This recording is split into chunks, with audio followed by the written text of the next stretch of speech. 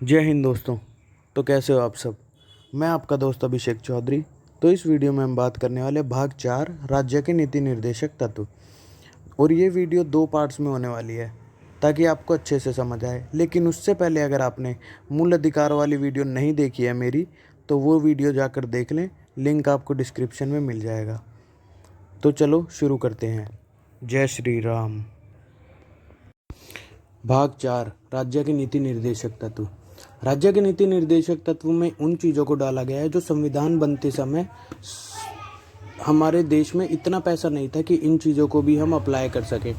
तो इन चीज़ों को हमने डीपीएसपी में डाल दिया। डीपीएसपी मतलब directive principle of state policy. इसको हिंदी में हम राज्य के नीति निर्देशक तत्व बोलते हैं। तो हम राज्य जान लेते हैं पहले। राज्य क्या होता है? राज्य का मतलब ये नहीं होता कि जैसे हरियाणा है, राजस्थान है, ये भी है राज्य। पर राज्य का मतलब होता है जो अपने कानून बनाने के लिए स्वतंत्र है। जैसे बिजली विभाग है, वो अपने कानून बनाने के लिए स्वतंत्र है। यूपीएससी है, वो अपने कानून बनाने के लिए स्वतंत्र है। जैसे यूपीएससी कोई भी कानून बना सकता है, ठीक है। तो उनको राज्य बोला गया है। और नीति निर्देशक मतलब इनको केंद्र निर्देश देता है कि तुम ये कार्य करो, ठीक है। तो ये चीज़ें नीति निर्देशक तत्व में है। ये नीति निर्देशक हमने आयरलैंड से लिया था और आयरलैंड ने इसे स्पेन से लिया था, ठीक है। तो जब ये बन रहा था ना, तो हमारे देश के पास इतने पैसे नहीं थे कि इन चीज़ों को अप्लाई कर सके हम। तो हमने इसको डीपीएसपी में डाल दिया, मतलब directive principle and state policy में डाल दिया। तो उस समय केटी शाह ने बोला था कि ये नीति निर्देशक तत्व एक ऐसे चेक के अनुसार है जिसका भुगतान सरकार अपनी इच्छा अनुसार करता है। मतलब जब सरकार चाहेगी तो देगी, जब सरकार नहीं चाहेगी तो नहीं देगी। हम इस पर कुछ भी नहीं कर सकते। तो ये बोला जाता है, ठीक है। ये होता है डीपीएसपी का मतलब। केटी शाह ने ये वाला कथन दिया था। ये पेपर में पूछा जाता है कि केटी शाह ने क्या कथन दिया था, ठीक है। तो डीपीएसपी अनुच्छेद 36 से लेके अनुच्छेद 51 तक है। अब इसमें हम 36 से लेके 43 तक ही पढ़ेंगे क्योंकि ये 51 तक है और यहाँ तक हम पढ़ते तो काफ़ी ज़्यादा हो जाता। तो इस वीडियो को 2 पार्ट में रखेंगे। तो चलो अनुच्छेद 36 में देखते हैं। अनुच्छेद 36 में डीपीएसपी की परिभाषा दी गई है। मैं directive principle of state policy को डीपीएसपी बोल रहा हूँ, ठीक है। इसको हिंदी में राज्य के नीति निर्देशक तत्व बोलते हैं, तो आप समझ जाना डीपीएसपी, ठीक है। तो अनुच्छेद 36 में परिभाषा दी गई है।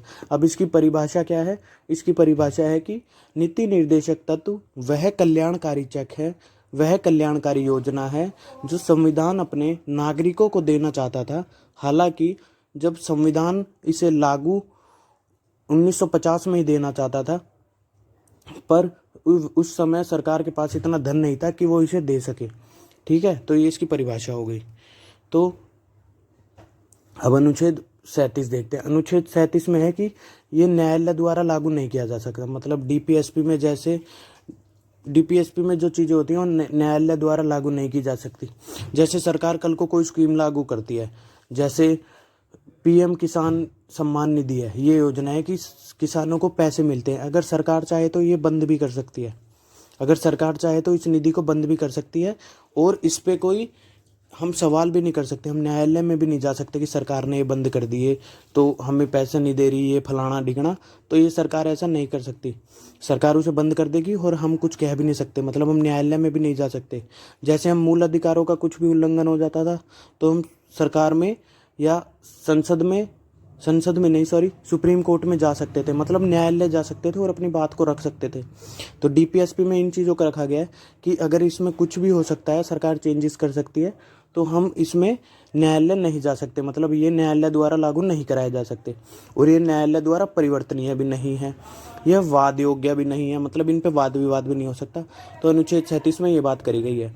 अनुच्छेद 38 में बोला गया है कि लोक कल्याण की अभिवृद्धि, मतलब सरकार जनता का कल्याण करेगी। जैसे राशन कार्ड देती है सरकार, मतलब राशन कार्ड से लोगों को राशन मिलता है, मतलब जनता का कल्याण कर रही है सरकार। तो इसमें उदाहरण हो गया जैसे राशन कार्ड, ठीक है। 38 में ये है कि सरकार जनता का कल्याण करेगी और जनता को आगे बढ़ने में थोड़ी मदद करेगी। जो पीछे रह गए हैं इन द सेंस कि जिन पे इतना पैसा नहीं है, जो खाना पीना नहीं कर सकते, उनकी थोड़ी सी मदद करेगी। तो ठीक है, लोक कल्याण मतलब जनता का कल्याण करेगी, ठीक है।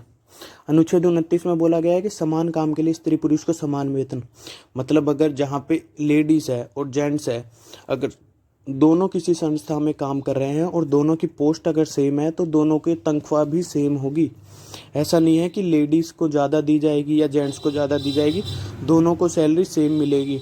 ठीक है, तो इसमें ये बोला गया है। और अनुच्छेद 29 के क में बोला गया है कि निःशुल्क विधि कानूनी सहायता। निःशुल्क विधि कानूनी सहायता का मतलब क्या होता है? जैसे कोई आदमी ने जुर्म कर दिया और उसको न्यायालय में पेश किया गया और उसके पास इतना पैसा नहीं है कि वो अपने वकील भी रख सके, तो सरकार उसको वकील देगी। ठीक है, सरकार उसको भी वकील देगी और सरकारी वकील देगी। तो इसमें ये है निःशुल्क विधि कानूनी सहायता में। ये 42वां संशोधन 1976 द्वारा जोड़ा गया था।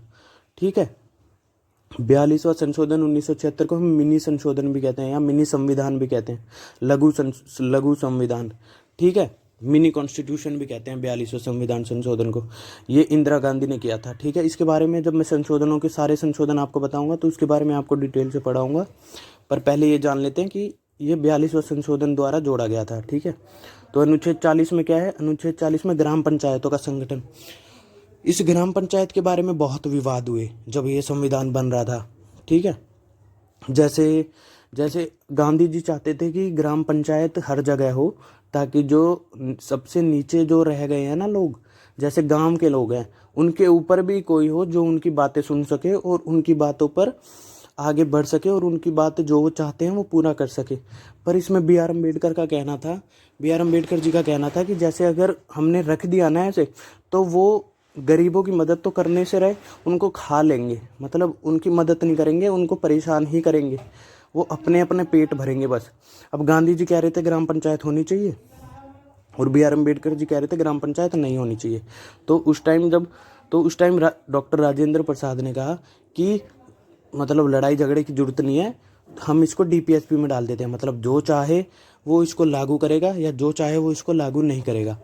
ठीक है, तो 2 अक्टूबर 1959 को नागौर में सबसे पहली ग्राम पंचायत बनी।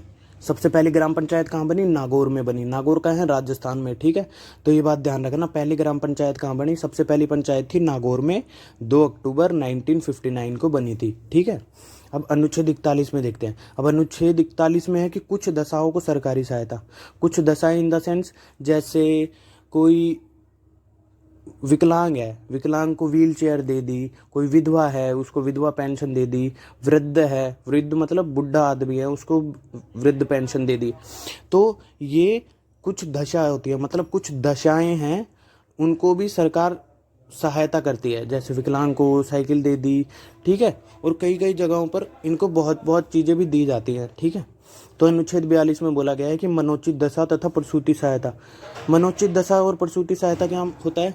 मतलब जैसे गर्भवती महिला है, अब गर्भवती महिला से तो इतना हैवी वेट उठवाएंगे नहीं, उनको काम नहीं करवाएंगे ना इतना, तो उनके लिए है ये वाला कि जो गर्भवती महिला है उनसे भारी काम ना करवा कर उनको छुट्टी दे दी जाती है, और उनकी जब छुट्टी दी जाती है ना तो उनसे सैलरी भी नहीं काटी जाती, उनको पूरी की पूरी सैलरी दी जाती है और उनको छुट्टी दी जाती है।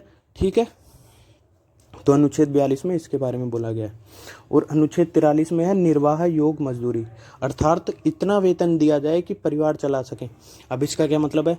जैसे हम किसी को नौकरी पे रखते हैं, ठीक है, अब उसके घर में वो 4 सदस्य हैं, अब हम उसको दे रहे हैं 5,000 रुपये। अब 5,000 रुपये में क्या ही होगा? वो अपना घर खर्चा कैसे चलाएगा, राशन कैसे लाएगा, बच्चों की शिक्षा कैसे देगा बच्चों को, और भी कई चीज़ें होती हैं, तो वो ये चीज़ें कैसे करेगा? तो अगर कोई किसी को आप नौकरी दे रहे हो तो आप उसका इतना वेतन दो कि वो अपना घर चला सके आराम से, उसको कोई दिक्कत ना आए। ठीक है, उसको भी दिक्कत ना आए और उसके परिवार वालों को भी दिक्कत ना आए। तो अगर आप किसी को नौकरी देते हो तो इतना वेतन दिया जाए कि वो अपना घर चला सके। तो 43 में यही बोला गया है। और 43 के क में क्या बोला गया है? उद्योग प्रबंधन में कामगारों को भागीदारी। जैसे मतलब फैक्ट्रियाँ होती हैं, फैक्ट्रियों में छोटे छोटे वो होते हैं, लेबर होते हैं, तो उनको भी लेबर गिरी दी जाए ताकि वो भी अपना घर चला सके। ठीक है, और ख में क्या है? सरकार को सहकारिता को बढ़ावा, मतलब सरकार भी प्राइवेटाइजेशन को बढ़ावा देगी, सरकार भी प्राइवेटाइजेशन को बढ़ावा देगी ताकि आगे की चीज़ें भी अच्छे से चल सकें और कोई दिक्कत ना आए।